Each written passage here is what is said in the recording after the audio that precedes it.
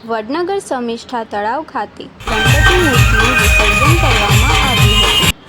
વડનગરમાં ભાદરવા સુદ 14ના દિવસ ગણપતિની સ્થાપના કરવામાં આવી હતી.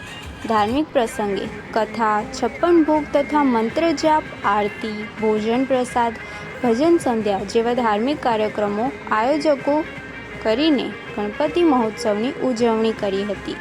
ગઈકાલે આ શોભાયાત્રા નીકળી હતી અને ગણપતિ દાદાની મૂર્તિનું વિસર્જન સમિષ્ઠા તળાવ ખાતે કરવામાં આવ્યું હતું અને વડનગર ધર્મપ્રેમી જનતા ગણપતિ બાપ્પા મોર્યા જેવા નારા સાથે ગણપતિ મૂર્તિનું વિસર્જન કરવામાં આવ્યું હતું.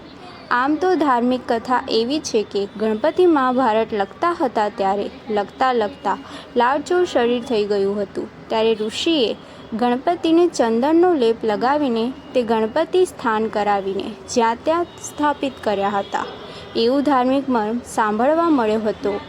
અર્થ વષ્ટી ગણપતિનો પાઠ કરવાથી કોઈ તકલીફ ના પડે.